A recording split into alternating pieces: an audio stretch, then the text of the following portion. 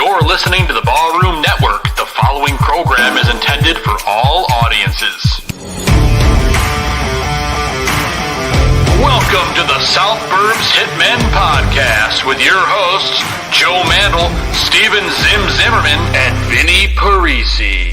We're bringing you the White Sox coverage you need from the perspective of true Southsiders. Grab your Comiskey dog with an ice cold beer and meet us in section 155.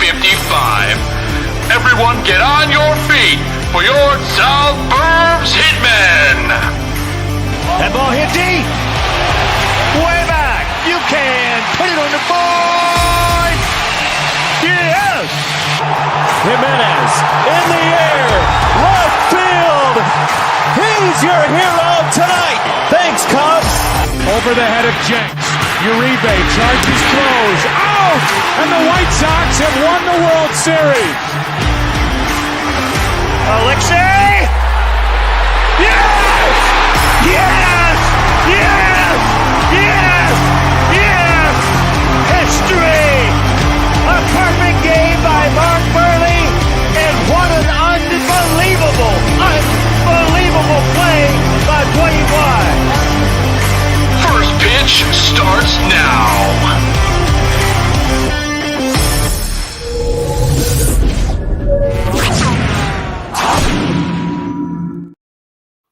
What is going on, everybody, and welcome to another fartastic edition of South Burbs Hitmen.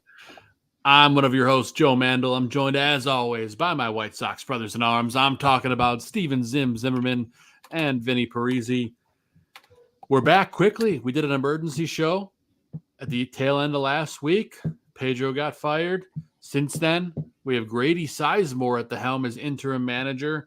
We lost 2 games against the Cubs, but this team shows a little bit of life and a little bit of fight and a manager that seems to be a lot more fired up. So, gentlemen, quickly going around the horn, how you guys doing? And what did you think of Grady Sizemore's debut? Vinny, I'll let you go first since you were kind enough to send us a video during the emergency pod, but you had other stuff going on. So what do you think? Yeah, so I was extremely excited when the White Sox fired Pedro Grifol. Not because I believed that they were going to have this miraculous turnaround or anything like that, because we all know that's not going to happen. They have to go 15-24, including this current game against the New York Yankees. They have to go 15-24 to not break the all-time record for the worst record in the history of Major League Baseball from 1901 on. That is Major League Baseball as we know it. The best 43-game stretch that they've had this season is 14 wins. So they would have to, in these final 43 games, have their best 43-game stretch of the season. I don't think it's necessarily out of the question that happens with the manager change. And, I do think there was a little bit of something going on when they were playing the Chicago Cubs. Obviously, the Cubs are a deeper roster. They have better pitching. You could see a lot of the holes that the Cubs have when they're playing a team like the White Sox, though. I do believe that first game on Friday night would have been a double-digit loss had Pedro Grifol still been the manager of the club. I really, really do. They showed a little something at the end of the game. They actually had a chance to tie it and win it in the bottom of the ninth, and, they weren't able to pull through.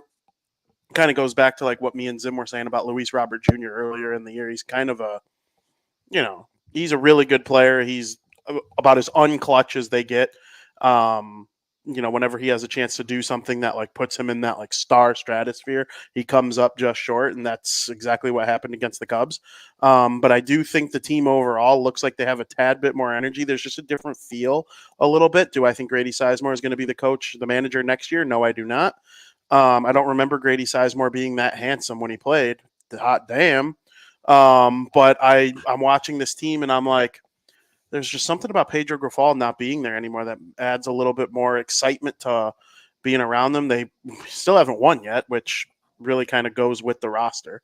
But I don't feel as dim as I did a week ago because they made a big move that, probably needed to happen. Do I think it's Pedro's fault that they're this bad? No, I really don't. He just didn't do anything to make it better. He didn't inspire me to believe that, he was going to help them get it done at all. So, and I believe he's was the worst manager in the league but it's also the worst roster in the league. Two things can be true. Grady Sizemore is not fixing this thing anytime soon, but I do think if the White Sox wanted to be known as a serious team again at some point within the next 5 years, this was step one. Step one, that's right. Zim, I know we talked about it on the emergency pod, but now Grady Sizemore's got 2 games under his belt. You know, this is a guy who commands the clubhouse, you could argue, better than Pedro in 2 games than he did in Pedro's host's tenure. What have you seen from the fire out of him? Not necessarily in game-making decisions, but the way he talks to the media. I mean, it's a bit refreshing for me. I'm just curious what you think. Yeah. I mean, he talks with conviction. You know, there's no waffling. There's no trying to pad anything. It's just he tells it like it is. It seems like he really feels a certain way and he delivers it. And it's that simple. It's not a whole bunch of runaround like I felt like we got from Pedro for a while there, where it was just like, you know, constantly trying to tell us things that are just bold-faced lies, embellishing things that are just like factually incorrect. It was just, I felt like talking to a politician, and it was silly. So hearing from Sizemore, like it feels transparent. It feels like we're getting a raw reaction to a raw reaction with a thought-induced answer to good questions, rather than just like nonsense being spewed at us. And on top of it, in the game, you say not necessarily game situations, but at least in the game, I see him chirping at players. I see him chirping at umpires. In the second inning today, I saw some tweets coming out that he was apparently already having words over balls and strikes because it was inconsistent. It's like Pedro never would have done that. So it's nice to have a guy who seems like he cares more than anything else, because it never felt like Pedro cared. It really didn't. It felt like he was more there because it was his job to be there. Whereas with Grady, already just in 2 days, it feels like he's there because he wants the opportunity. He wants to guide this team. He wants to mentor these kids. And I think he's done as good as he can in 3 days. You know, I concur. My number one compliment to him so far is his lineups make sense.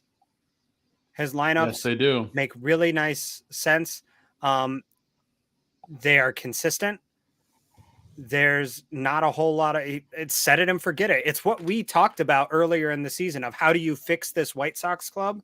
You know, there's no fixing it, but consistent. There's things you can do to help. And that's just it. That's what he's doing. You know, Nicky Lopez has led off 2 of those 3 days. Lennon Sosa has played 2 of those 3 games. He's been 1 and 2. Benintendi's been 3. Your 3, 4, 5 hitters have been the same in all 3 games. That might be the first time this season that's happened. And they're all getting hits. And they're all guys who belong in the 3, 4, 5 spot in Benintendi, Vaughn, and Sheets. Miguel Vargas has been moved back to the infield where he is supposed to play. And he looks like he actually wants to be out there now. The first 2 games he played with the Sox, he looked miserable because he's out in left field playing a position he didn't know how to play. He's dropping routine balls. You put him at third base, all of a sudden it's like, oh, hey, this kid can actually play ball. It's just, yes, and that's where Pedro was kind of a dum-dum too. One of the last things he said about Vargas on his way out was, we're going to play him all over the place. He's going to be a baseball player. He's going to play every position. The White Sox want him. No, Pedro. The White Sox don't want that. You want that because you think that's right. And, you know, I give credit to people who believe in what they believe in with conviction, even if they're a complete moron. Like, you know, Ryan Pace, he lived and died with his draft picks. He admitted it. He said it on his way out. He lived and died with his picks. They were terrible. He looked like a moron in the end, but he did not ever once waver. Yeah, absolutely. No doubt. The first one was good. Basically, every non-first round pick was good, like in a lot of ways. But the point I'm making is you have your conviction, stick with it. But like Grady Sizemore comes in, he's like, no, we're gonna move him back to third base. He's gonna just play third base. He's a third baseman. I hate when guys play out of position in every sport. It doesn't really happen in football. In football, if you're a running back, you're a running back. I mean, wide receivers and running backs could kind of – I know the Bears are testing Velus Jones Jr. as a running back a little bit, and it actually seemed to work a little bit in their preseason game against the Buffalo Bills. But that's another side point about the Bears. Can you tell I'm excited about the Bears? Yeah. The White Sox, Gavin Sheets has been playing out of position since he basically got called up. Andrew Vaughn has played most of his career. Most of Vaughn's career has been out of position. I don't like it. You play a position for a reason. You spend the last 10 years of your life leading up to being drafted and developed in Major League Baseball, playing a position just for Pedro Grifol to tell you you're no longer playing that position. It's just not right. It's not how a baseball team should be ran, and it's been a significant upgrade so far, and that's a prime example of it. I'm glad you brought that up. Well, and to continue on to that, it makes me feel like as some of these younger guys do come up, they will be in a position to succeed a little more than they were now. You know, if Brooks Baldwin is actually a major league player, like a lot of people think he can be, he's your second baseman of the future. If Miguel Vargas figures it out at the plate, he's your third baseman of the future because Moncada's gone. Moncada sat out this entire season with a bruise. You know, we don't know where he is. He's somewhere singing a song. He's collecting $24 million to do Cuban things. I don't know. Good for him. Honestly, like no player all time makes me more mad. What a disaster. At any rate, Vargas can be your third baseman. And then you got Colson Montgomery expected to come up. Probably not this year now that we're looking at hopefully it not. Closely. But probably next year at some point.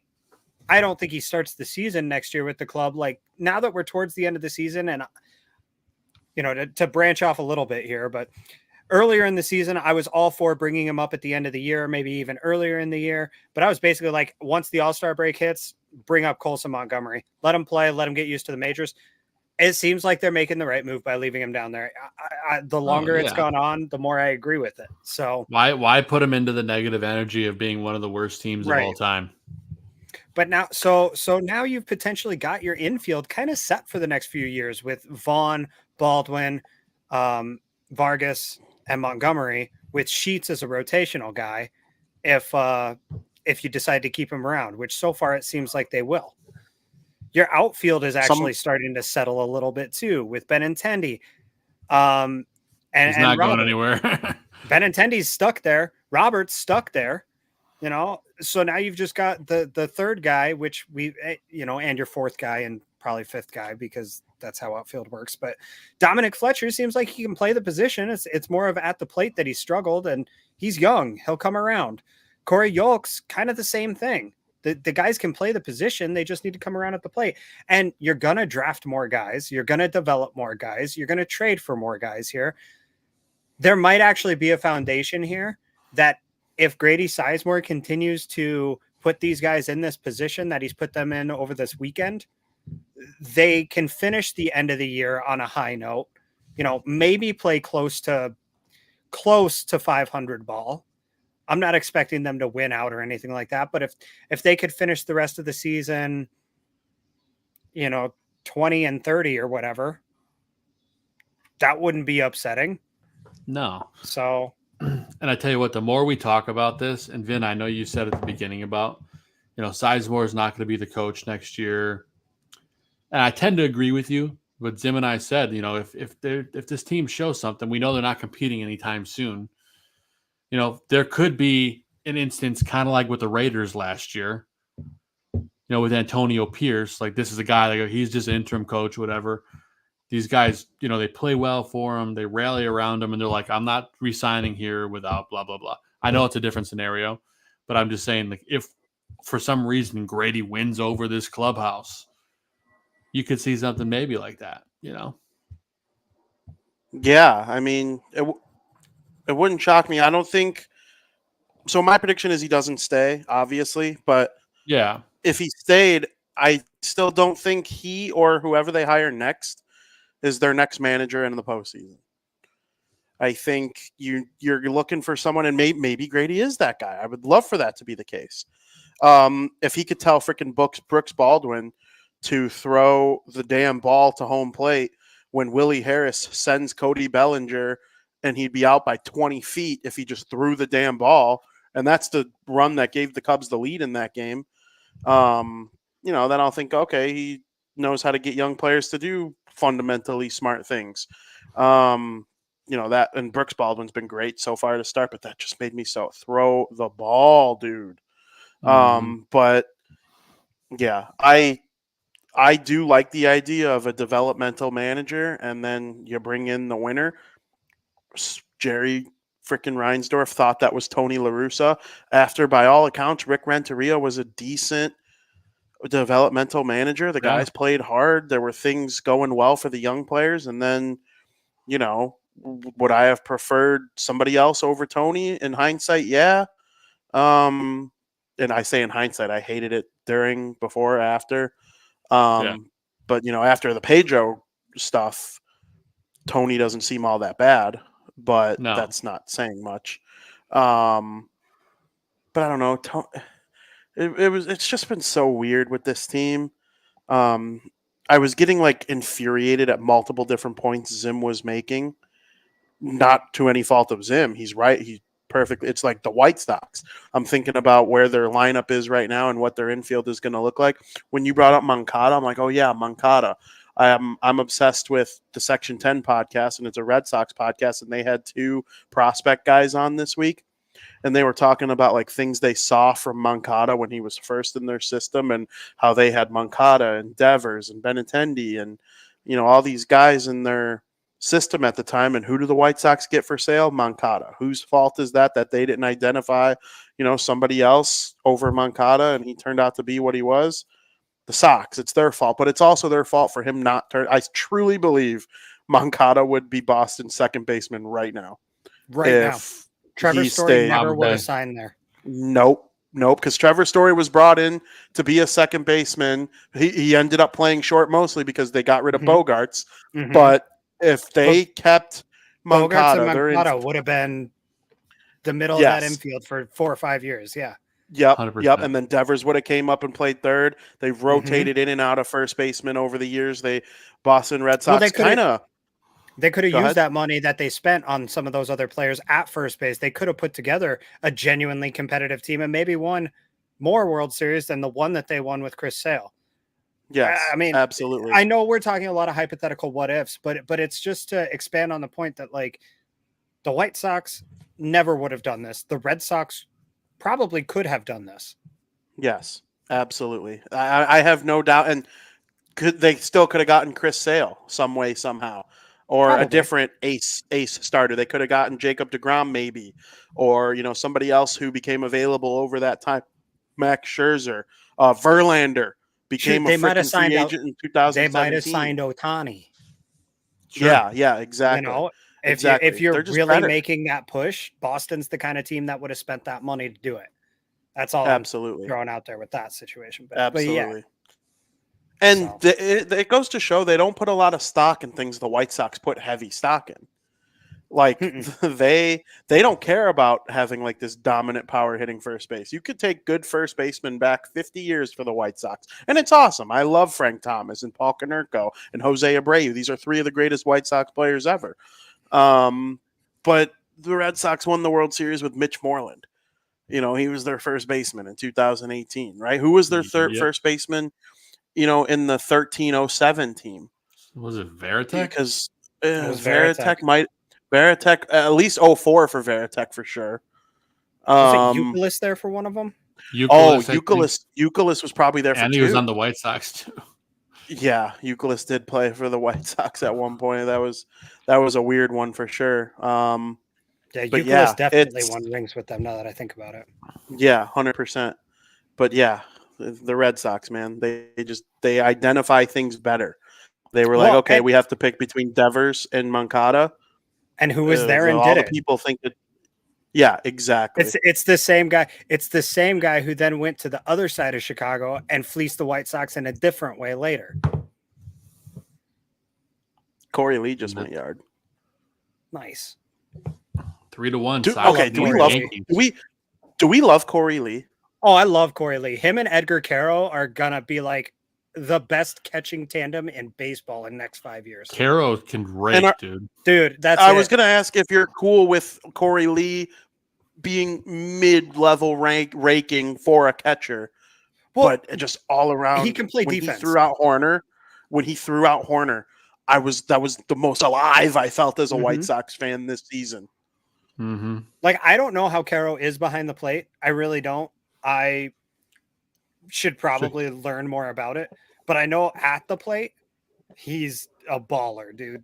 So if Lee can play good defense and Caro can play good offense, and you can, 3 on, 2 off for each of these guys or whatever. Or one can catch and one can DH. One can DH, exactly. Especially, as we were talking earlier with Sheets, he may or may not be there. They seem to like him, but every year his name comes up in trade talks and his contract's only good for so much longer. Whereas Caro's under contract for 6 more years. Lee's under contract for 5 more years. So the 2020 White Sox, they only played 60 games, but they're one of the greatest winning percentage White Sox teams of all of our lifetimes. Mm-hmm. And that dynamic duo of James McCann and Yasmani Grandal that year was amazing. They were so good that year. It was Grandal just couldn't stop hitting, and Grandal carried it into 21. McCann wasn't on the roster at 21, but McCann was good defensively. He was solid offensively. He'd get real hot at times. That was where it was like, this is the best. One of the few where the White Sox actually made the right call on moving on from a player at the right time. Yeah. Because when he went to Baltimore, he went to New York. He went to the Mets. Right, the Mets first, and then Baltimore. Yeah. And he was terrible with the Mets. Mm-hmm. He was. Meanwhile, speaking of former Grandal was good at hitting for 2 years. When he came to the Sox, he was, and unfortunately, they got him as a twilight player. As they do a lot. Yeah. But speaking of former Sox, Jake Berger went yard off of Dylan Cease yesterday, so that was pretty sweet. That is funny. Seeing the two of them go head to head. And also, speaking of former players, AJ Brzezinski talking with Chris Getz behind home plate this weekend. So curious, gents. Interesting. Is something brewing? Vinny, we talked about it on the emergency pod. Is his name on the short list? Is there any smoke where there's fire? I'm not. I don't know if I'm ready for that yet, to be honest with you. Guys, I got a name for you as far as managerial candidates go. Aldo Gandia. Hell yeah, sign me up. I would do that. I'd watch every game. I would watch all 4 games too. Yeah. Although smoking a joint in the dugout. He'd at least get him to play hard for a week. Like, they'd be scared of him. He gets me to podcast hard. That's fair. Pulls me into the meetings and he goes, Vinny, you asshole. And Aldo podcasts hard. Oh, boy, does he ever. I can't wait to do Bare Their Souls, dude. Look, what he and Dan do in their free time is up to them. I don't need to know about it. And then you'll hear about it on Bare Their Souls. You'll hear about it, that's for sure. So as far as a managerial candidate goes, we've talked AJ Brzezinski to death. Yep. After thinking about it this weekend, since Joe and I did the emergency show, I learned a little more about Justin Jershell, who is a guy they brought in to be their third base coach, who was the Charlotte Knights manager this season and last season. Is there a reason maybe they brought him up to the major league level to see how he hangs, to maybe give him a shot with the pro guys and see if he can manage these guys, see if maybe he's a legitimate candidate for the future? Or I think that's a valid call out, Zim. Yeah. It's something that again, I wanted to learn more about these guys. Doug Sisson is one of the guys they brought up. He, from what I can tell, came out of nowhere.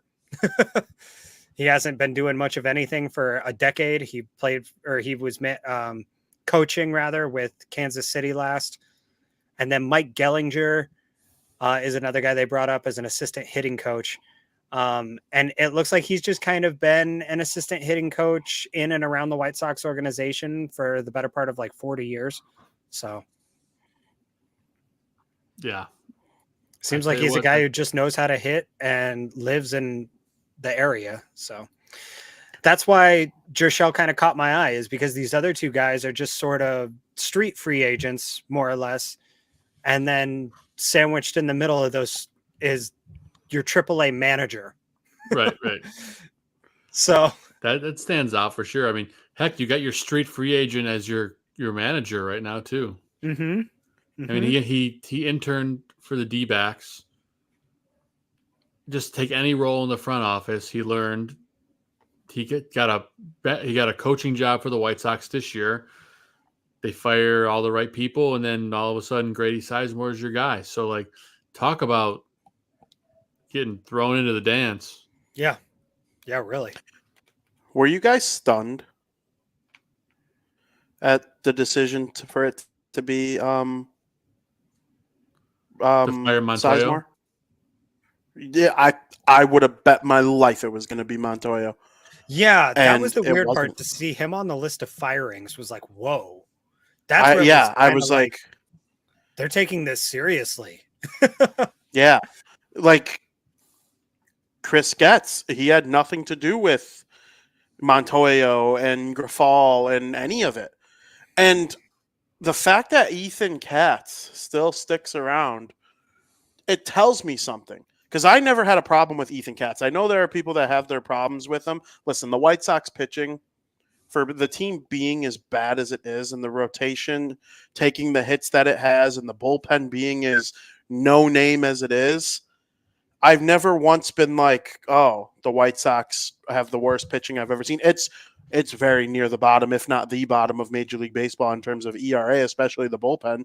But like, I feel like Ethan Katz having a bullpen with a 5-something ERA is almost like impressive when you look at some of the names on the list.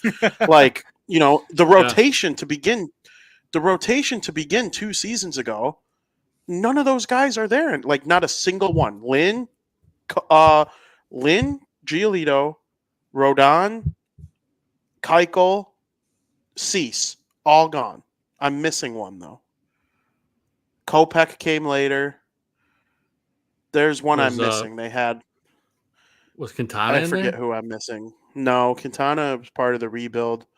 There's someone I'm missing. Garrett Crochet was in the bullpen. Clevenger? Kopech was in the bullpen for the good years. Clevenger was only on a bad White Sox team. Or no. Yeah, Clevenger was only on a bad White Sox team. Yeah. Whatever. Whoever it is, it was good. Rodon. Johnny Cueto. Oh, Cueto. Johnny Cueto. And Cueto, Raylo was there, but he was out of the bullpen with. Yeah, 100%. But like for the most part, in the last 3 years, I haven't wanted to throw up at White Sox pitching. They can't hit. They haven't been able to hit well. Pitching kept them in the 22 season when they went 81 and 81. So, I'm not out on Ethan Katz. If they retain him, he did good things with the Giants. I don't know. Maybe I'm wrong. I think the new manager will have a new pitching coach personally, but we'll see.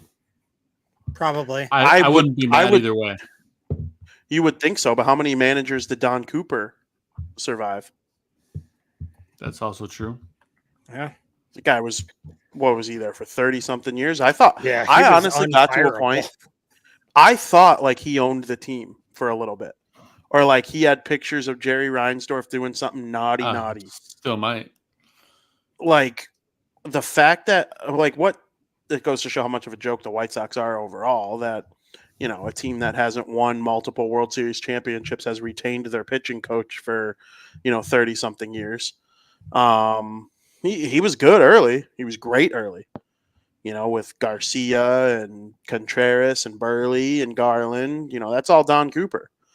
But I don't know. We'll see what happens to Ethan Katz after the White Sox are done with this atrocious season that they're going to sweep the New York Yankees, though. There you go. I like your train of thought there, Vin. I'm a little more positive today than I was a week ago. I'll say that much. Well, firing Pedro Grafal will do that to a fan base. It'll make us feel better. Chat room, really room. Are you excited? Are you feeling good? Chat room. Are you aroused by the move? Does Grady Sizemore just tickle you in all the right ways? If I was a fan of any other team evaluating this from the White Sox point of view, it wouldn't be a needle mover at all because it's not going to change anything in the immediate future. But those who watch the White Sox a lot will understand why this was a significant move and why it was an important move for them moving forward. Because normally they keep a guy to ride out the year and then maybe fire him in the winter. But if they do, the guy keeps, or a new hand-picked manager keeps the old regime's pitching coach, hitting coach, assistant manager, bench coach, all that stuff. Doesn't seem like that's going to be the case with Getz. And I'm not singing Getz's praise at all. I'm very lackluster on Getz overall, but I don't know. Yeah, me too. But alas, we're going for the ride with Chris Getz. It's the best, isn't it? I do not believe he is an upgrade over Rick Hahn. No, I don't think so either. Does anybody? That's a lot of people. Loaded, I think a lot of people. A loaded hate question. I think Rick Hahn is fine. He had a lot of warts towards the end of his White Sox tenure, but overall, I think he was handicapped by, poor ownership, not having the funding to supplement this core that he tried to build through prospect grooming. And, if he ever gets an executive role again in Major League Baseball, I'd like to see it be with a wealthier team so that we could see him really cook. He low-key cooked with the White Sox on his way out, and nobody talks about it. All the trades they made at the trade deadline last year. I know we don't love the Jake Berger trade because he's our friend, but negative WAR this season on a bad Marlins team, and Eater's been pitching well for the better part of this season. So we'll see what becomes of that. Yeah. But for the most part, otherwise, look at Corey Lee. He just hit a bomb. We're singing his praises. That was one of Hahn's swan songs. So I don't know. well, and this is what's so frustrating about this team is there is a lot to be excited about when you look at the players individually. They just can't seem to put it together as a group. This team seems to be lesser than the sum of its whole, or the sum of its parts. That's what's so frustrating and head scratching about it all, and what makes you point the finger at the manager, regardless of who it's been. I feel like for 6 years or so, this team has had more talent than they've than what their results have been. And that includes winning a division title. That includes multiple playoff appearances. The first round exits were still unacceptable. And that's what's frustrating with all of it. And it's why Sizemore feels like such a relief, because he's somebody that they didn't really have ties to already. That's in some ways what I think would be a disappointment with AJ Przinsky coming in, is that it's just the same old song and dance. It's what Rick Hahn has already done for so long. And now Chris Getz is just going to repeat the cycle by bringing in the safe guy, the guy he already knows, the guy he's been alongside. I mean, the two were teammates. So that's gonna say something. And I don't know. Again, Sizemore's refreshing because he's fresh. He's not a former White Sox in any way, shape, or form. He's the exact opposite. He used to beat the shit out of us. So it's nice. I don't know. I want to see more sideways thinking like that. I want to see less of the same crap we've been dealing with since Ozzie Guillen. Basically, I didn't realize. I remember Grady Sizemore vividly. He was on Cleveland. He was on our TVs a lot. That's what I was going to say, Joe. He was a better player than I remember, though. He was a better player than I remember. I remember him being good. He was always in the lineup and whatever. You have to be good to be in the lineup consistently, especially an organization like the Guardians. 3-time All-Star, Silver Slugger Award winner, 2-time Gold Glove winner. I mean, He's not a Hall of Famer, but he had a 27.5 WAR. He had an OPS over 806. He was an above average MLB player, and I underestimated how good he actually was in his career. He's a Hall of Very Good kind of player. 100%. The guys where he got MVP votes. That dude was legit. Yeah. Well, so did Justin. The highest Fields, he finished was 10th. And that year he won the Gold Glove and the Silver Slugger and was an All-Star for the 3rd time in a row. pretty good. He's one of those guys where, they talk about guys will just sit around and name old baseball players for an hour and have the time of their lives. Grady Sizemore is a name that comes up in that conversation, 100%. Oh, I would love to just sit down and break down Cleveland's or Grady Sizemore's Cleveland career. Went to Boston for a year. They were the defending World Series champions because he was injured in 12 and 13. Came back, signed with Boston, was traded to Philly halfway through the season, then signed an extension with Philly in 2015, stayed there for 39 games, and was traded to the Tampa Bay Rays in 2015, and that was the end of his career. Mm-hmm. Wow. So did you guys see John Heyman's tweet today? No. He said the White Sox need to go 15-28 over the final 43 games to avoid at least tying the 1962 Mets record 120 defeats.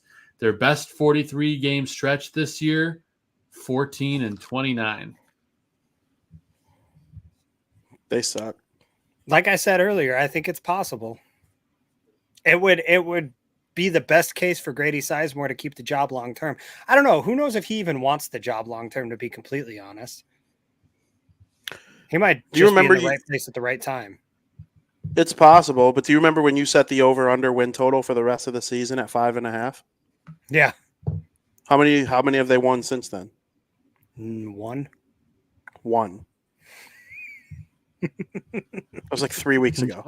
Yeah. Could you imagine if it comes under Zim? I'm keeping track. A tweet from the Southburbs Hitmen official Twitter account is going up the day they get that 6th win or don't get that 6th win. Well, they might get number 2 today. We'll see. Yeah, they're losing for sure. The Yankees just scored a run right as you said it. I can't make Josh this Naylor all over again. It's freaking it's Jazz Chisholm Jr. with his shaved face because he's a Yankee now. He stole third. It was a hit and run. He stole third, and because he stole third, he had enough of a momentum push that allowed Nicky Lopez he missed him by just enough. He's safe, but it was a good play by Lopez, who stinks.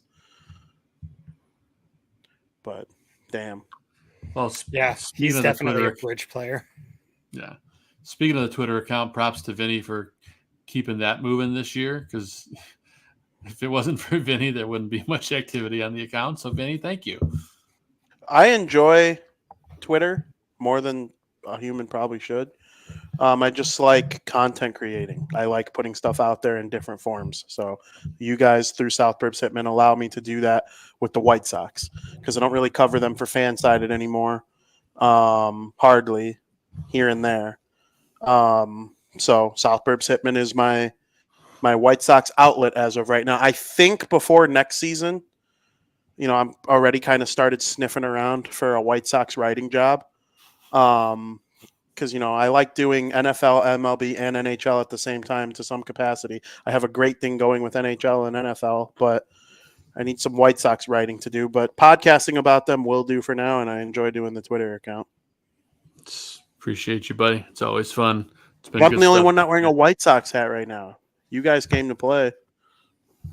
Yeah. Always.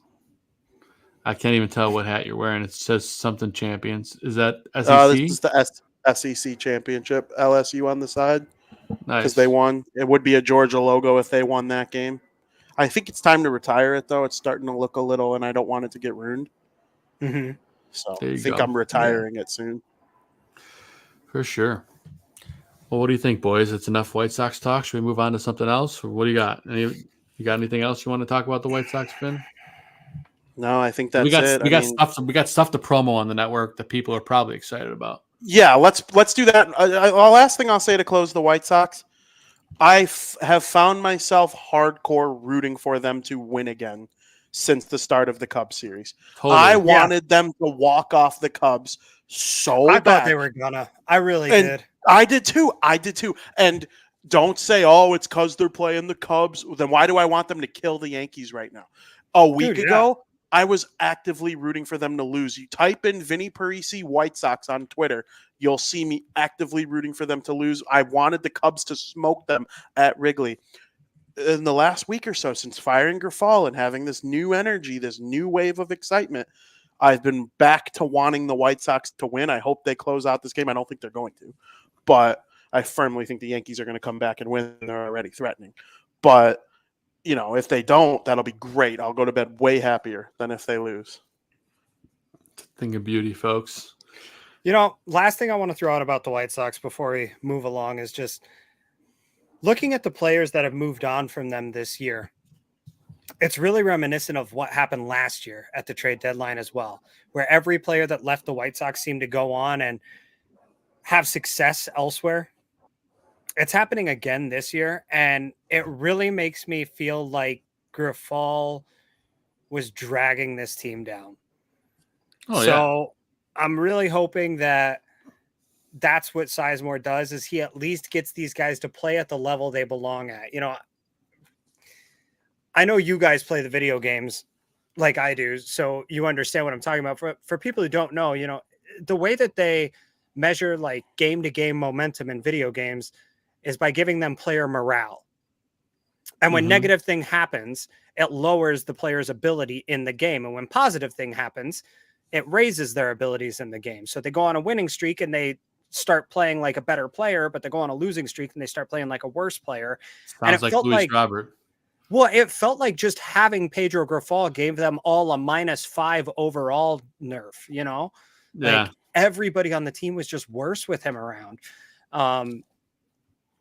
And when you have a bad coach, that happens. I get it. I've played for bad coaches.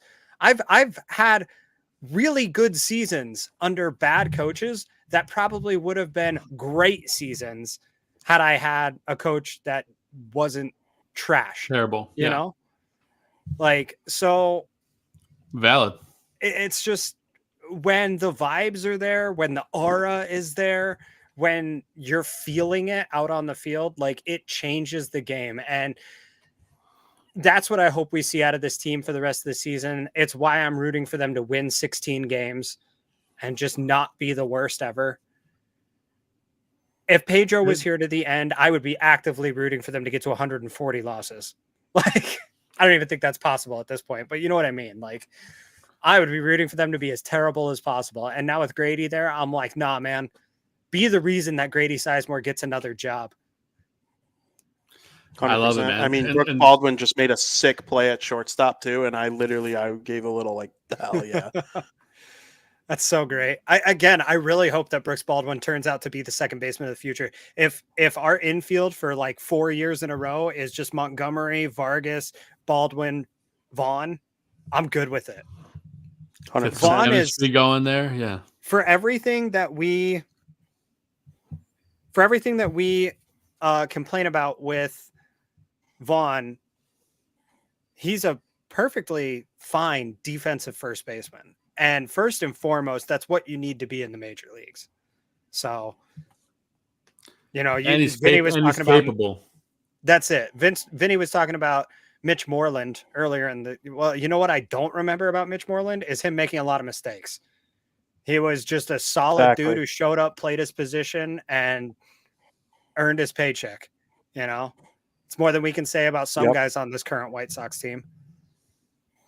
Absolutely. We called him Mitchie Two Bags.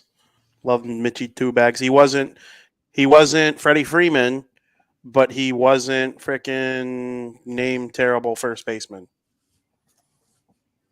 Yeah. Wow, that's a lot harder than there's got to be somebody. Chris Bryant. Chris Bryant was so not a first baseman. I'm saying these days, yeah. We could do a whole episode on Chris Bryant. Hey, I have some thoughts on that guy. Speak of the devil, Vaughn just got himself a nice little base hit. There we go. Love that. We're bringing the good juju, folks. Hey, can we have a Chris Bryant episode in the off season? I want to talk about him. Sure. I have some thoughts. Whatever whatever thoughts we want to get out in the off season. It's the off season. Ooh, maybe that's how we'll bring Crosstown back. We'll have a Chris Bryant sidebar. There you go. Sure. That could be good. Can we just have a sidebar about all the former Cubs? You know, Rizzo, Baez, Bryant. I feel like those are the big three. But Yeah, like, and these only guys only that one of were- them does. these Only guys one that of were them doesn't suck. well, yeah, Yeah. like where are they now? Yeah. You know, at Just the end of Stand By Me, the narrator does this thing about everybody. Do that for your 2016. Absolutely. Cubs. I love that That's idea. coming up too. The 10-year of that is, it'll be here before you know it. Like Baez, his downfall was predictable. Rizzo's just getting older. Bryant, what makes the no hell sense. happened? Yeah. I honestly think I took him second overall in a fantasy baseball draft one year. That's how hot, and he lived up to it. He was great. But There were that just goes to legitimate show the fall conversations. from grace. I mean, Second best legitimate player behind Trout. conversations about if Arenado or Chris Bryant was a better third baseman. Yep. Absolutely. I mean, this wasn't just conjecture. This wasn't just Nope. Cubs fans posturing. It was a legitimate conversation. Yep. And Rockies fans now will tell you it's a very clear answer. No, it is a clear answer they because he went to St. Louis and proved that it wasn't the Coors thing either. Yeah. Yeah. He was just awesome. He's arguably the greatest player ever. So The Rockies? talk about the Rockies, not the Cardinals. I don't know. Larry Walker, who's Larry also a Cardinal. Walker. Yes. Larry Walker Walker, very Sheets. much, But yeah. and Randy Johnson played for them too. Let's not, at all forget. No, I'm thinking of the Diamondbacks. Yeah, that was Diamondbacks. Different purple. I team. get my purple desert teams confused. Well, that's it. They both even had though purple Colorado's not pinstripes the for desert. years. Yeah. But yeah, Chris Bryant, man.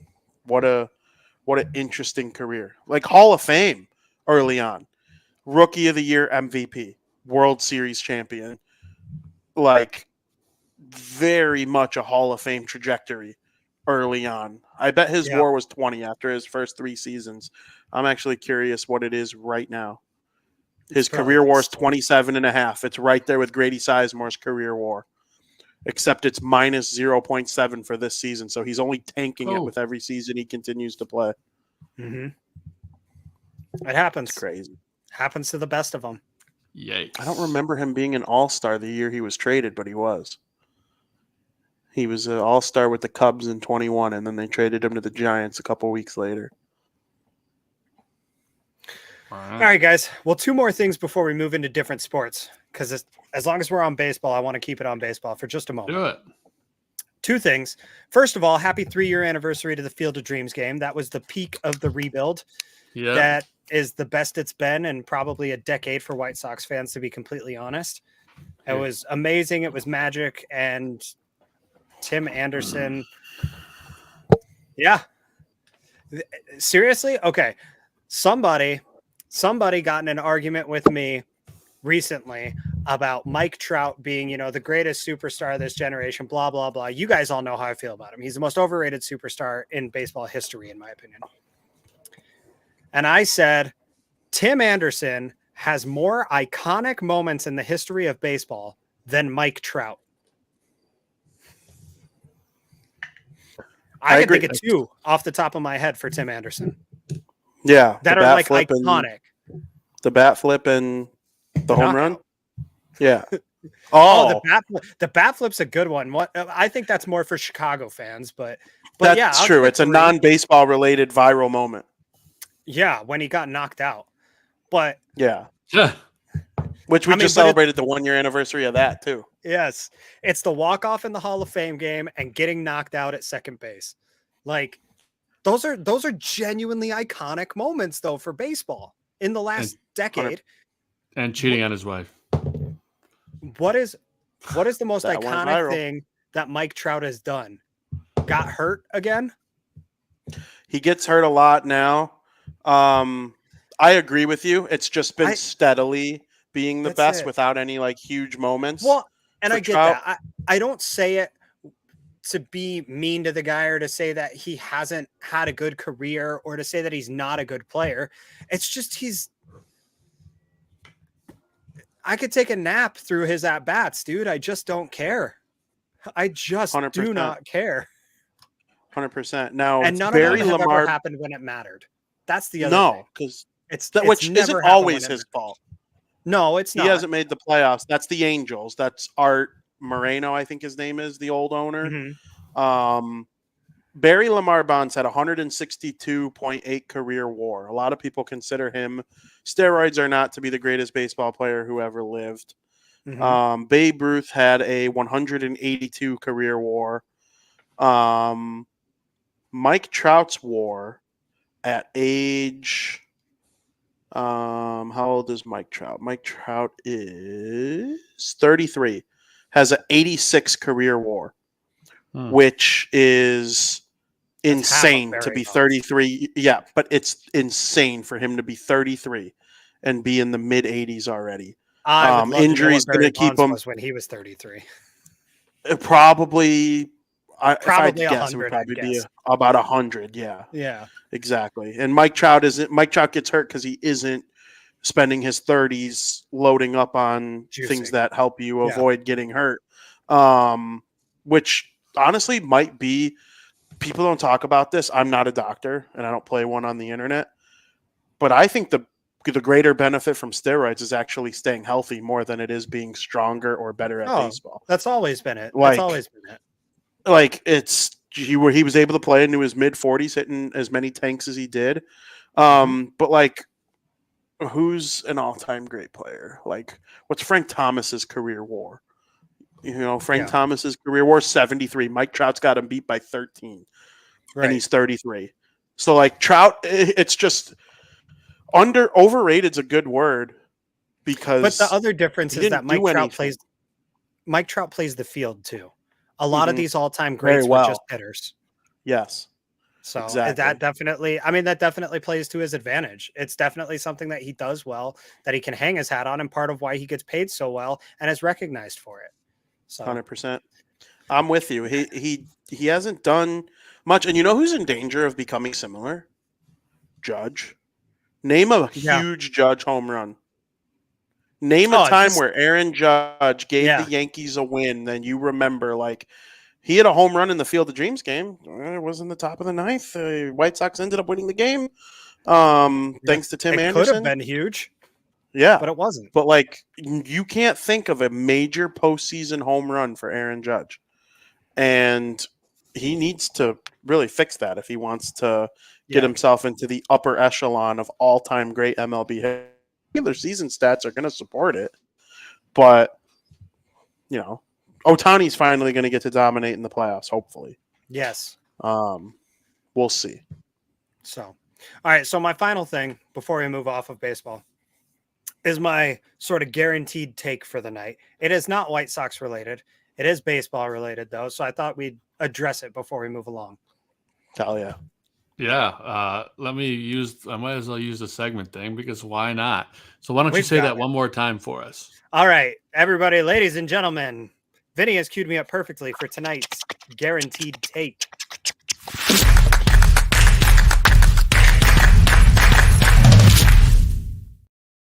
Now, Vinny, we talk about great hitters, and you mentioned one just a few moments ago in Barry Bonds. Barry Bonds' Hall of Fame, his Hall of Fame eligibility is about to come to an end. He is about to legitimately not be in the Hall of Fame as arguably the greatest hitter ever. Steroids or not, it takes a certain amount of natural God-given ability to swing a baseball bat and hit the ball the way that man did. And to be completely honest, the size of his muscles were probably working against him for the latter half of his career. Yeah, for sure. At any rate, the argument of Barry Bonds and his abilities are neither here nor there. His Hall of Fame eligibility is what I am bringing up. Should the San Francisco Baseball Giants sign Barry Bonds to a one-day contract and allow him to pinch hit in a meaningless game in order to reset his Hall of Fame eligibility and put him on the ballot for another 5 years? Yes. Is it insane? And if he does it, Do you think he gets intentionally walked just for old time's sake?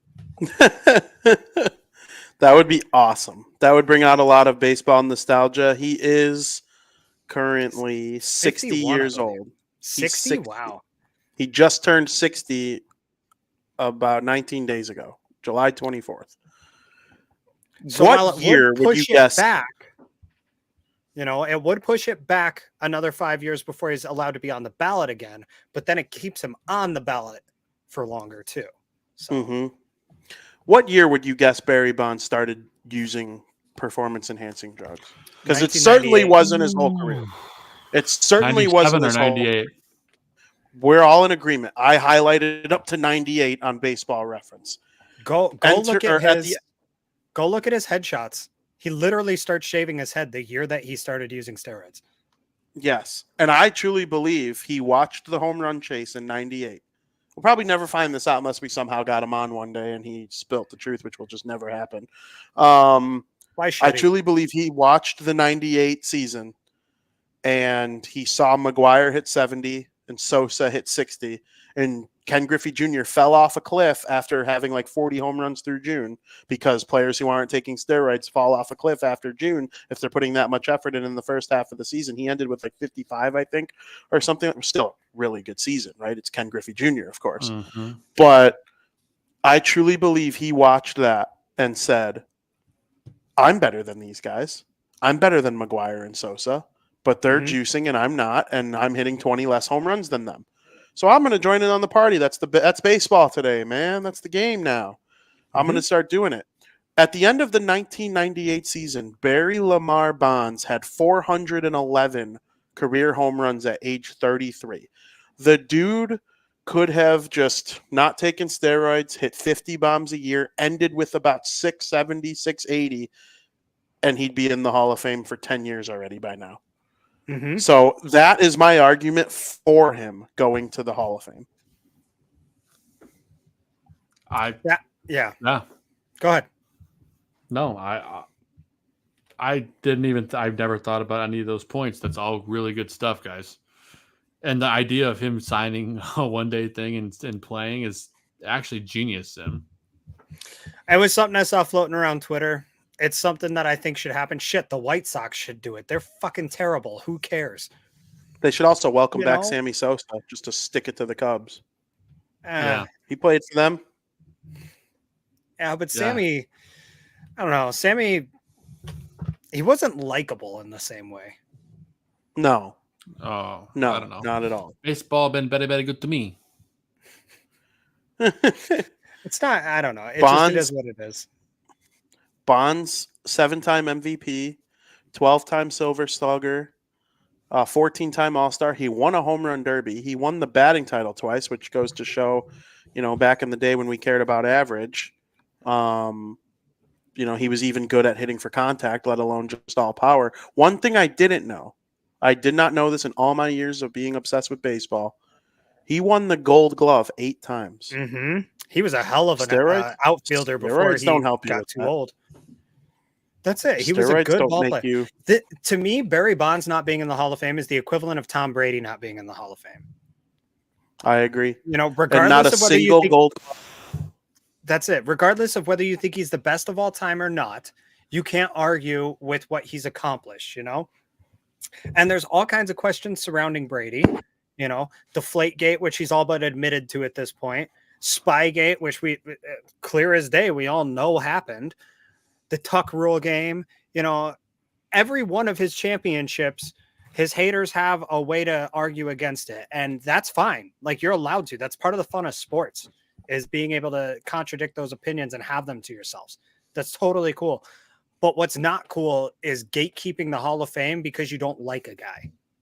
100%. The greatest of all time should still be there. It's like me sitting here and saying, I can't stand Aaron Rodgers. I think he's the most overrated player of all time. But he's going to be in the Hall of Fame. He's a Hall of Famer. There's no doubt about it. Right. Have you ever thought about the 3 Super Bowls Tom Brady lost? Honestly, no. No, one of them, because it was on my birthday. So two of them were to the Giants, and one of them was the David Tyree, and the other The other was the one that ended 18-0. So they Mhm. were losing. I don't know how nobody just didn't bet on the Giants. No team, they were not winning that game. And then against the Eagles, he threw for over 500 yards. It was his best personal Super Bowl, Oh, it and was they lost. amazing. So Nick for Foles every just was Super Bowl, unbeatable. exactly, and that fumble in the last couple minutes, and Nick Foles took advantage. For Dude. every Super Bowl, you can argue that Tom Brady should have lost. You can argue he could have won any of the other win or losses that he had. Right. So Marshawn again, Lynch. exactly. Marshawn You know? Lynch, 28-3. So to me, it's no different. Like I say, not letting Barry Bonds in is just being petty at this point. Baseball writers need to get over themselves. There's no reason not to let the man in. And frankly, looking back on the whole thing, I was very anti Barry Bonds when he was playing. Excuse me, because of his juicing and everything. And now that we look back on it, 20 years later, with our rose-colored glasses, it's amazing. Who cares? Yeah. I'd bring steroids back if I could. I don't know the that I ML. would. Did you know the MLB this year is going to set a historic low in batting average? Bring back the steroids, man. That's fine. Bring We'll back just the lower the pitching steroids. mound again. Juice up the balls again, too. Yeah, what did Carl Yastrzemski win the batting title with a 301 batting average, and they lowered the mound? Every sport favors offense.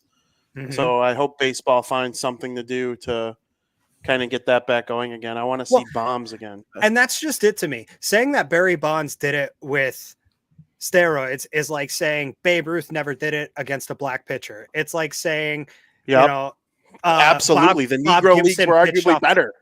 Bob Gibson pitched off a higher mound. He had an advantage. It's like, yes, but everybody did, and he was still the best. Absolutely. Matt Ryan broke Dan Marino's passing record. He has more passing yards than him. We don't actually think Matt Ryan's a better all-time quarterback than Dan Marino. Right. But things change. You understand differences in eras, but I'm with you. I would love to see Barry Bonds get in. He deserves to get in. Another argument, for every time Barry Bonds, took a performance-enhancing drug, so did the pitcher he was facing. It's not like pitchers weren't doing stuff to make themselves better, and Barry Bonds had to face them too. Roger Clemens. Roger Clemens isn't in the Hall of Fame just because he's a dick. That's the whole and beginning, Kurt, middle, and and Kurt end. Schilling. Yes, 100%. Yeah. If Paul Konerko did some roids, he'd have well over 500 home runs and probably be in the Hall, assuming he doesn't get caught. Right. So, yeah, it's just frustrating. It's something I saw floating around Twitter, and it's something that I think would be a major black mark on baseball's reputation if the writers really don't get over it. 100%. 100%. It'd honestly be one thing if he was an asshole. Then I would I wouldn't care as much, even though I do think that's it. He just retired and was like, I'm gonna go. I'm done with all that. I'm gonna go live my life. I got kids, I got family, I got things to do. Thank you guys. Mm-hmm. Was Barry Bonds' name on the Mitchell report? I don't think so. I want to say it wasn't. He's one of the big steroid users that never got caught or convicted. You know what? Now that I think about it, no, it's not on there. He has never been caught. Yeah, he has never been convicted of steroid. We should be saying allegedly through all of this. Yeah, 100%. I mean, when you look at Pirates jersey versus San Francisco Giants jersey, I have no problem not using allegedly due to the size of his head. Have you guys ever seen Rush Hour 3? They go to that little karate school, and the big guy comes out, and he goes, "Damn!" And he goes, "Oh, help me! He got a head like Barry Bonds." Actually, I have the list in front of me, guys. Barry Bonds was indeed listed in the. Okay. He was on the Mitchell report. Okay. Yes, he was. All right. The Mitchell report alleges that Peter McGowan said in an interview that during a phone conversation, he once asked Barry Bonds if he took steroids. Bonds replied that he used a substance for sleeping problems and arthritis. McGowan says Bonds claimed he did not try to hide his use of substance from the rest of his team. So there you go. Interesting. Bring steroids back. I'm going to start taking some steroids. Maybe I'll drop a couple pounds, hit the gym. Yeah. Maybe. I mean, and it sounds like people want to let Mark McGwire in just because he said oopsies. Yeah. Like Oops. he still didn't really. Again. I don't know. Anyway, all right, we can get off of it all now. That's a great guaranteed take, Zim. Great call. So good stuff there. Very good. Great conversation. The podcast folks who are listening to the audio are going to have a fun with that one too. By the way, going to make a lot of people angry. A lot of people vehemently disagree. Yeah, a lot of people aren't going to like it, but you know what? I understand Thanks for that watching. too. I totally get the other side of the argument. I'm more just talking from our perspective, you know. I get that we're kind of younger guys, you know. I was like in middle school, I think, when Barry Bonds stopped playing. I don't even know.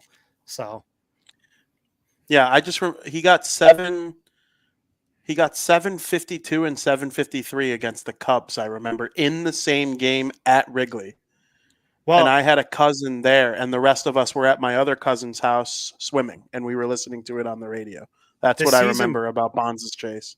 The season before, they were airing all of his at-bats when he was about to break Babe Ruth's mark. And a home run 715. 715 was supposed – it almost came against the Cubs, but Juan Pierre robbed it. I very distinctly remember that. It was a piss missile to center field. And Juan Pierre jumped up over the fence and just snagged it. I mean, it was a wall scraper for sure. But I love that. Juan Pierre was so fast. Fast, dude. God, was that guy? Talk about sitting around with your buddies and talking about old baseball players for 10 hours. Juan Pierre is one of those guys. For sure. He was one of my White Sox and Cubs. Very few players have ever been good for both. Juan Pierre is one of them. Juan Pierre was one of them. Absolutely. Yep, he was good. That guy had some wheels. Made Scotty Pods look slow. Yeah, right. Seriously. And Pods was not slow. Quick. Very unslow. I had a nickname for him during the glory years that never got steam. I called him the Burglar. Scott the Burglar Pasednik, but yeah, dude. Never. I have very distinct memories of watching both of those guys play at Coors Field and seeing them both steal third base. And that was when I realized how fast Juan Pierre was because I saw Scott Pasednik steal third base when I was like 12 years old or something. I was like, whoa, he did that in a major league game. And my dad's like, yeah, he's fast, dude. And I was like, that's crazy. And then like 4 years later, I saw Juan Pierre do the same thing. I was like, oh my God, that's the fastest human I've ever seen.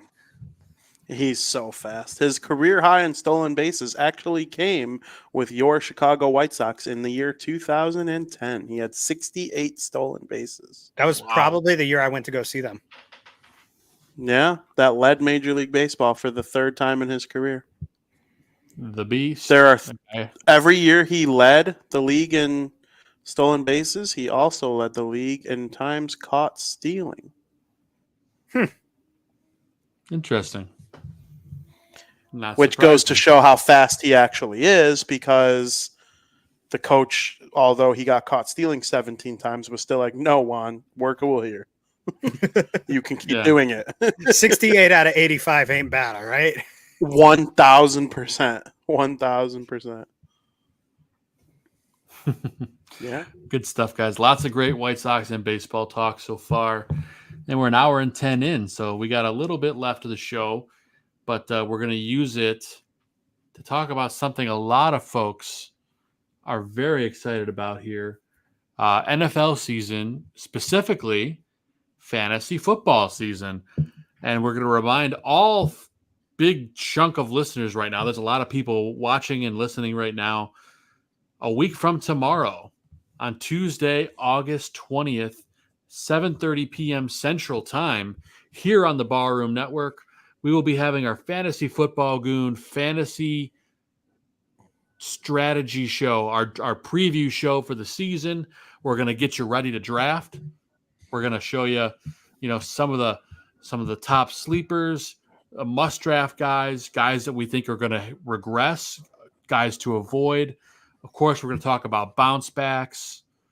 And most of all, we're going to give you the strategy to win your league, draft the right way.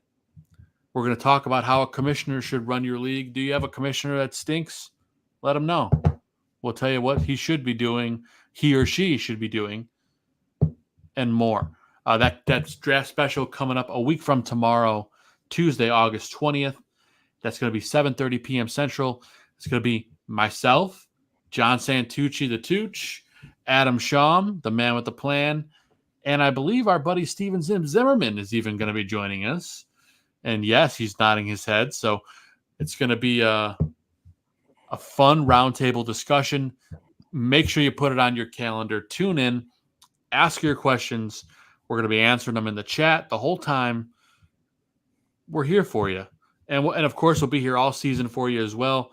Every Sunday after the Barfly Tailgate Show leading up to kickoff, you can catch us and ask your fantasy questions. We're going to be here all season long. Of course, I forgot to put up the logo, so here it is right now. Fantasy Football Goon. Make sure you give us a follow at FFB Goon and tune into those shows. So, guys, let's talk a little fantasy football. We all play in the Ballroom League together, which that draft, by the way, will also be aired on this network. I'm looking into the Sleeper app for specifics of when that draft is so I can tell people if they want to tune in. I'm in too many leagues now to remember. The draft for the Ballroom League, so a lot of Ballroom personalities, is on August 31st. It's a Saturday at 8 p.m. Central, 9 p.m. Eastern. So you could tune in and watch us draft and trash talk each other. It's always a good time. But, gents, we play in the Ballroom League together. Some of us play in guillotine leagues together. Zim hopped on and co-hosted Fantasy Football Goon a few times last season. So I feel like I'm talking to a crew of guys that know what they're talking about here. But, I'm going to put you guys on the spot just because it's what I'm doing here. Fantasy football season coming up.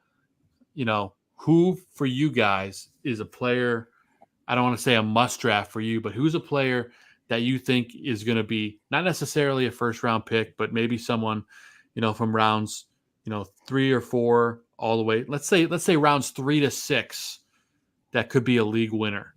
Well, I'm going to tell you first off, if I had the number 1 overall pick, and I'm just throwing this as a shot in the dark, number 1 overall pick, I'd probably take a quarterback, Vinny, a quarterback.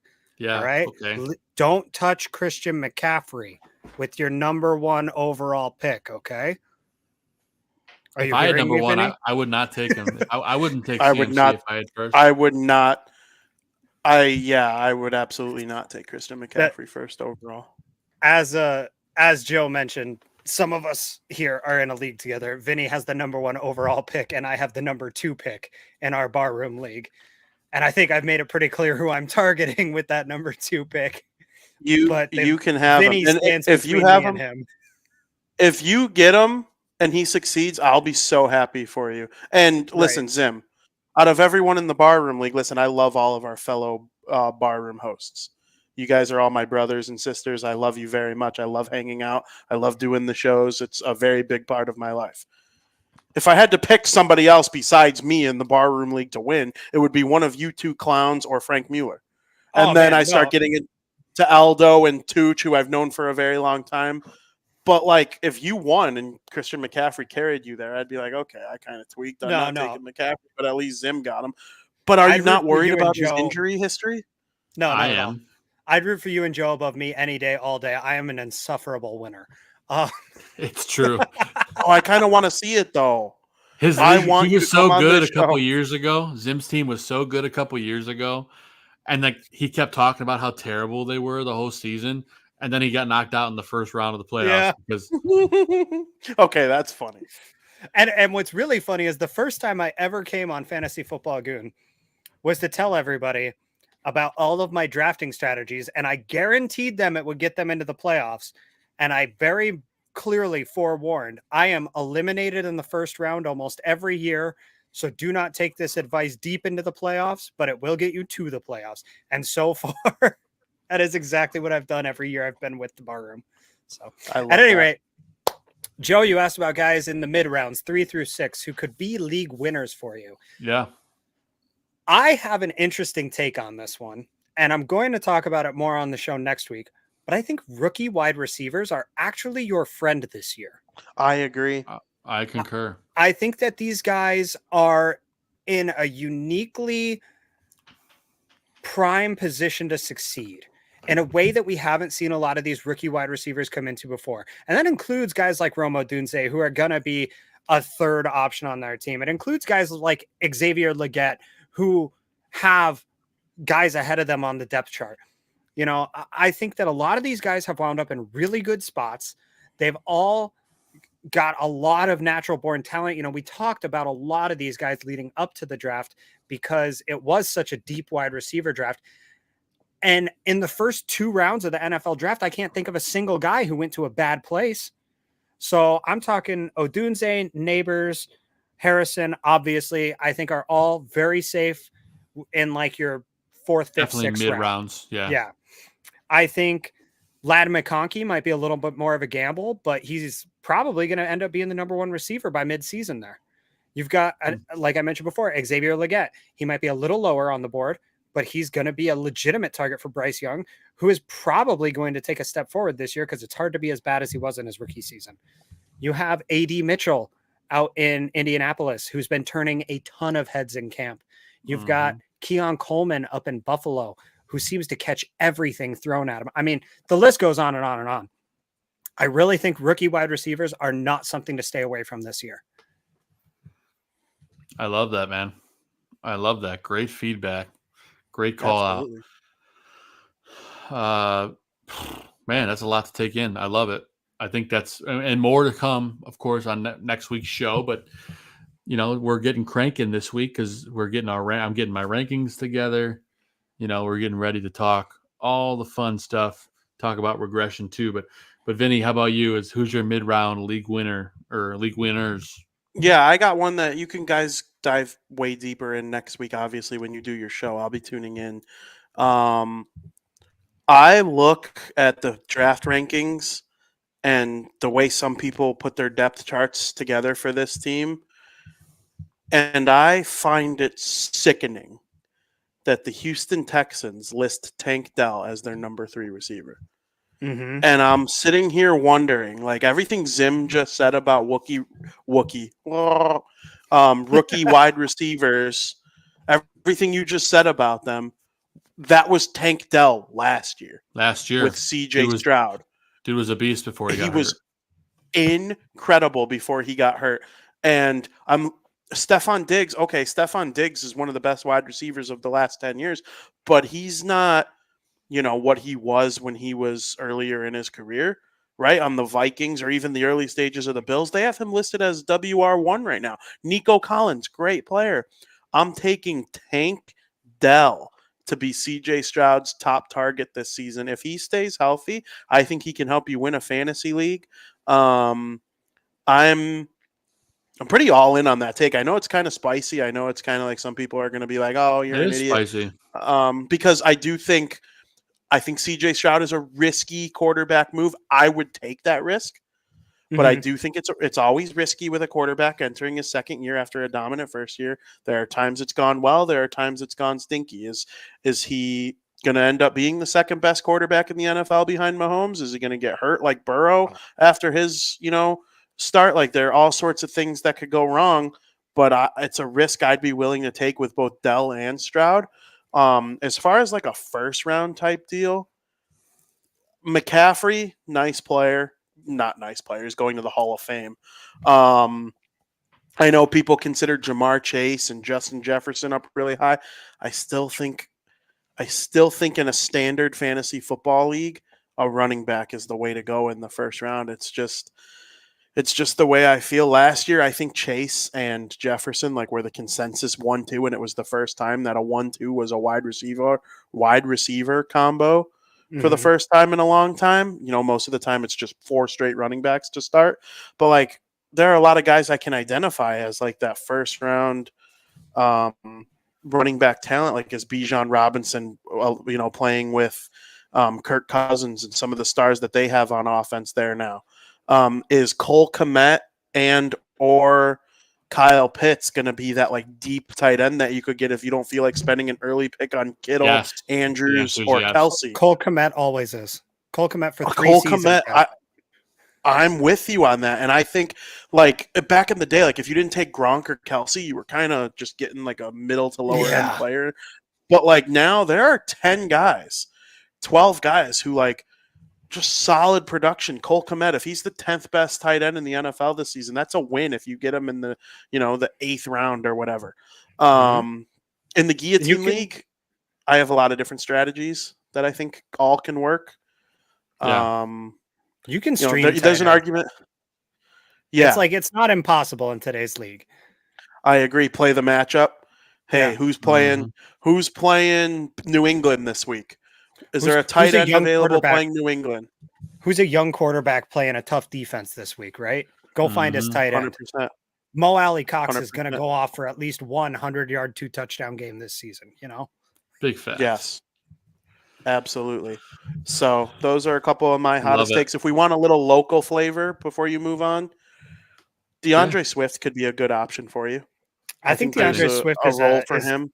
An early sleeper for sure. Yeah, 100%. Be your second best your second best running back on your team. If let's say you take one of those top dogs, Zim, you would actually be a great candidate at second overall for DeAndre Swift if your boy VP leaves Christian McCaffrey for you, and then you run that McCaffrey-Swift running back duo. I don't know if there are going to be other players that are better, clearly better, that are available. I'm going to cut you off right there. We're in a homer league, dude. Yeah, he's not going to. That's true. Bears players always go early in our league. I will. Well, I do remember Swift has more value in PPR leagues. He does. Yes, of course. Well, when Matt Forte used to be like a late first rounder, that was valid. Oh, he was a steal every year. Every year there. 8th, 9th, 10th overall.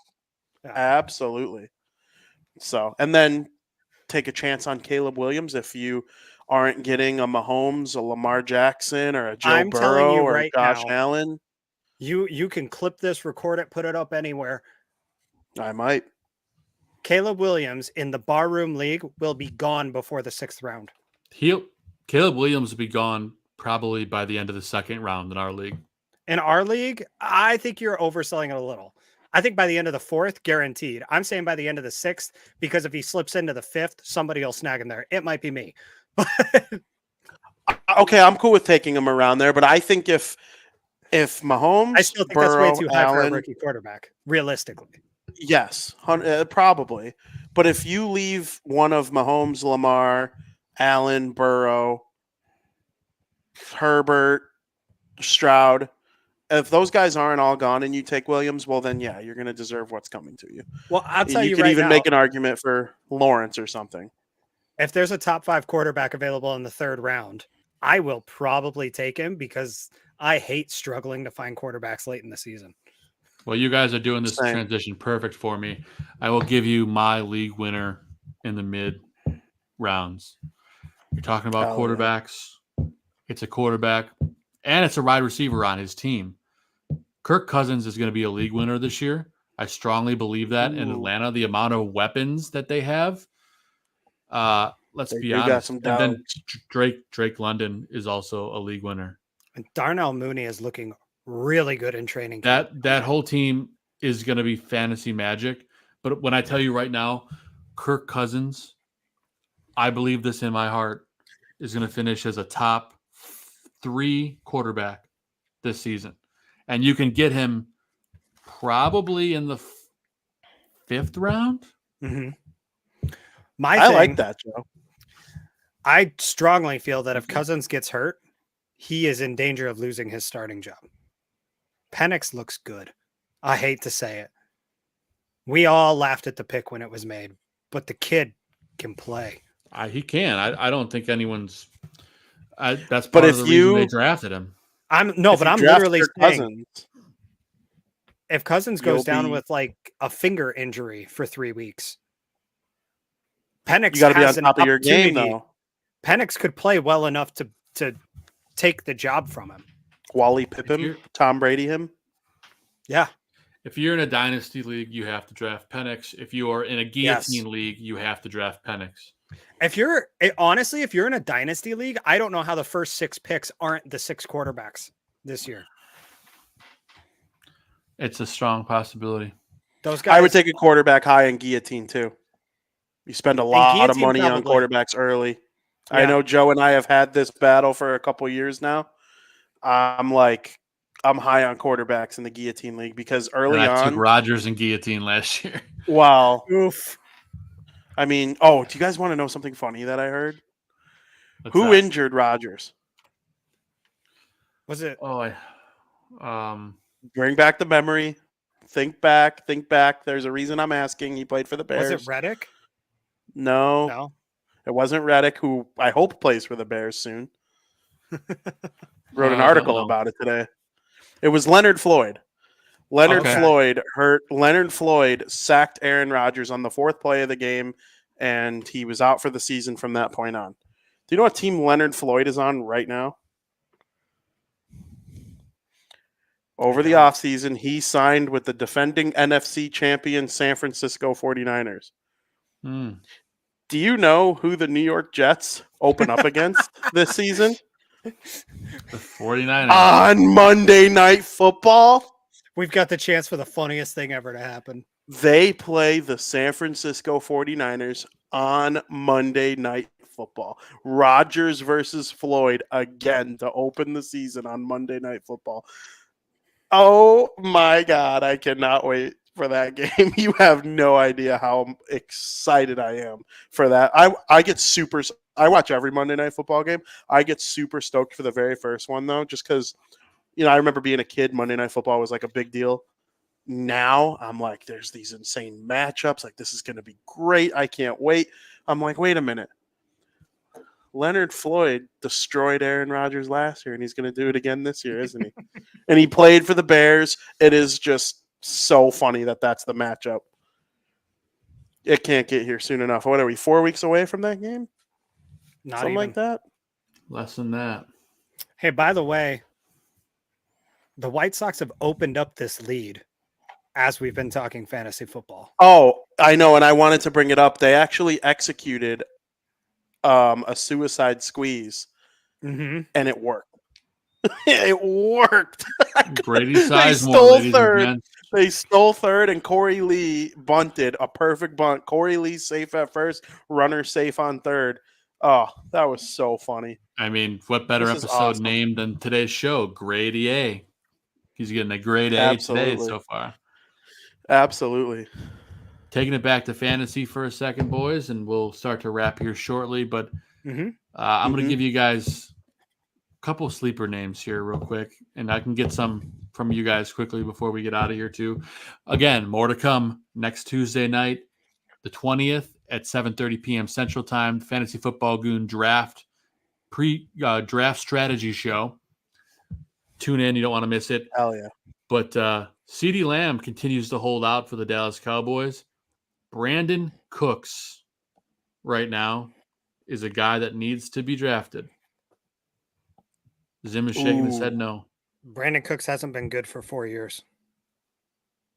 Brandon Cooks hasn't had any. CeeDee Lamb's been on the field for the most part. I'm not saying he's going to be as good as CeeDee Lamb, but I'm saying he needs to be drafted. That whole situation down in Dallas is one that I typically tend to stay away from, mostly because there's a lot of volatility and inconsistency on that roster. CeeDee Lamb, from what I recall, was not good in the latter half of last year. He put up a lot of numbers early, but faded off and cost some people some playoff games, if I remember correctly. Which guy are we going to get? Which guy are we going to get? It's fair. I'm just saying he's a sleeper name on my list. That's CeeDee. Brandon Cooks. Look, I totally get the opportunity. You nailed it with Tony Pollard a few years ago when it came to the Cowboys. You're a lot more in tune with that team than I am. So I'm not saying that I discredit it by any means. Me personally, it's probably all for naught because CeeDee will probably end up signing, and it's all for nothing. But this is exactly why these guys are sleepers. Is because a lot of people are going to have the same reaction that I just did. Yep. And I Yep, got and if one he more goes sleeper off. for you guys. Yeah, exactly. I got one more sleeper for you guys, and this is a wide receiver that you're going to get late in your draft. Well, as the preseason goes on, his stock will probably go up. But this is a sleeper wide receiver that I believe is going to be a top 10 wide receiver. You can get him probably as late as the 6th round. I imagine that'll start to go up as preseason goes on. Joshua Kelly for the Los Angeles Chargers is a speed demon. Mike Williams is gone. Keenan Allen is gone. This guy is a dog. He's fast as fast could be. Joshua Kelly, potential league winner and ultimate sleeper. That's like what I it. got for that. I I'm don't going to hate draft it. him. Yeah. I'm going to draft him, and I'm going to blame it on you if he stinks. Last year, I said Josh Kelly was going to break out, but of course, it was Mike Williams and Keenan Allen show. But those guys are gone, and Josh Kelly is the dog. So Yeah. I love me some Josh Kelly this year. It's a very fair analysis. Jim Harbaugh is going to throw him. Well, he's not going to throw him, but he's going to get him the ball. 100%. But Zim and Vinny, before we wrap the fantasy talk, you guys got any sleepers for the group? And I'll let you, whoever wants to go first. I'll go first. Really quick, while you were talking about CeeDee Lamb and Brandon Cooks, I didn't realize Zeke re-signed with the Dallas Cowboys. That completely eluded me over the offseason that he went back to Dallas. Please don't call him a sleeper. No, I'm not calling him a sleeper at all. Okay. I actually think Dallas stinks. And they're the most overrated team in the NFC. And, my disdain for them mostly has a lot to do with that, even though I was on their side last year and then they screwed me in the playoffs. But I'm looking at this roster. I'm like, okay, Micah Parsons is one of the best players in the NFL. But, like, besides that, I'm not Trevon Diggs is a good player. Like, there are some good players on this team, but I'm not super high. I think Dak Prescott is incredibly overrated as a quarterback. I would actually think it'd be more fun to draft I